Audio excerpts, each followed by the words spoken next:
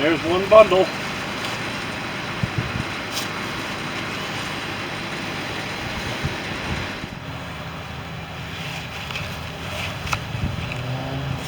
Another pretty nice bundle.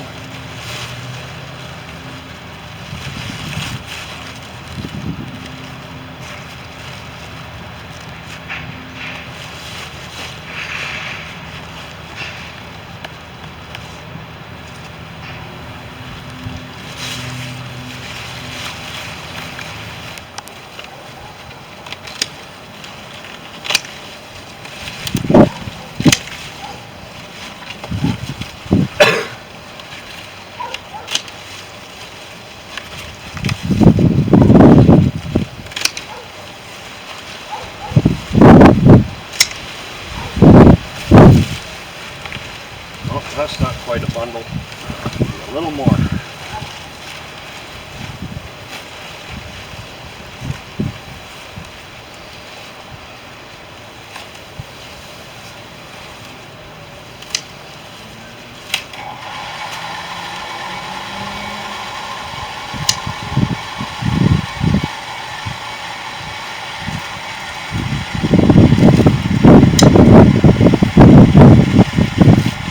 Alright, there's another bundle.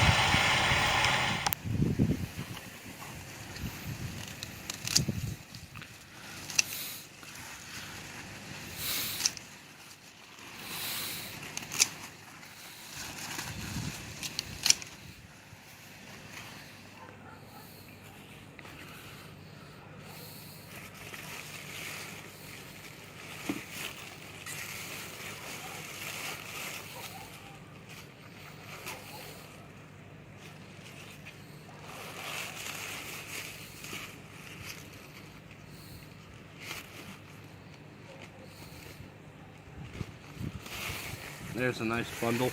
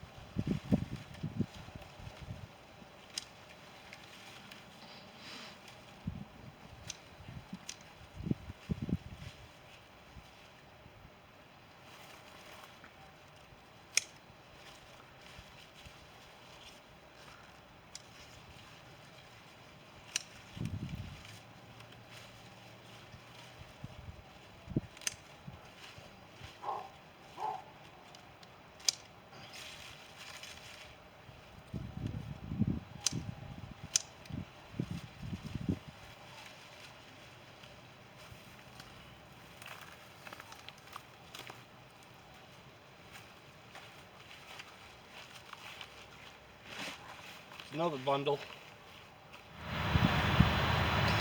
Now you may have noticed as I'm going through harvesting, I don't just harvest the entire plant.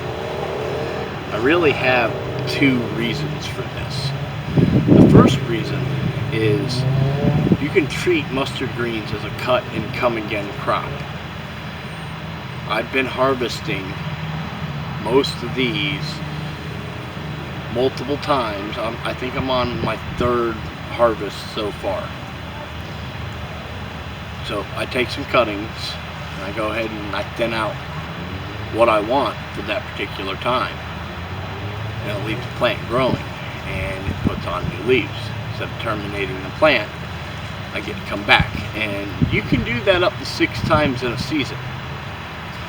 The second reason I don't just take the whole plant is because I'm letting them go to seed. Now, I got 2 so far that are flowering pretty heavy, and over the next few weeks most of these will start to flower. They'll put on a really nice show. The bees really love it, so it's helpful to the bees, but the main point is that I'm letting it go to seed, and the seed rains down all over my yard, gets kicked around by the kids, picked up by lawnmower and everything else throughout the summer. But come next fall or early winter, I start having mustard greens just pop up in my grass all over the place. So I'm not actually planting these. I'm treating them a lot like a weed. I'm just not bothering with the actual putting them in row crops, saving the seed, though I do tend to set some seed aside every year just in case they don't come up. But I'm on year 5 or year 6 of my greens just coming up on their own. I don't plant them, I don't take care of them. It is a no work crop for me other than harvesting them. And then right after everything's real nice and dried out, I go around and I cut down everything, and I kind of beat the seeds here and there if I have a spot that I want to be more green and not. The spot to my left here is one of those spots. I had one right underneath my mulberry that's just to the left of me that grew rather nice, and I enjoyed the spiciness of that particular one. So I made sure I spread the seed throughout this area. I have another spot that's behind the camera that is a spot that I intentionally let them just rain down on. And then all the others that are popped up in the lawn, and they are everywhere, are completely and totally just coming up of their own accord.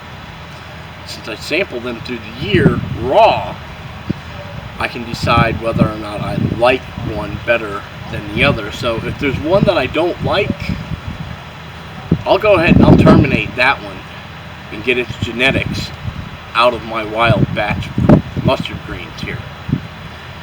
Otherwise, I let them do their own thing. The kids run around out here and pick small leaves and eat them all through the winter. I make batches of greens out of them. I send them over to my neighbors. The bundle that's in my hand right now is going to go to one of my neighbors who's particularly fond of running them through his juicer. Haven't tried that. Sounds spicy to me. But he's particularly fond of doing that. He's a little bit on the healthy juice side. He's brought over many bags of just the pulp left over. So I've thrown that out here, and it helped fertilize this area anyway, so I'm just kicking back something since he'd given me so many bags of pulp. But that's how I treat my greens. I've got several other plants that I'm treating similarly. I'm not planting these crops plant themselves. Thank you for watching, and have a good day.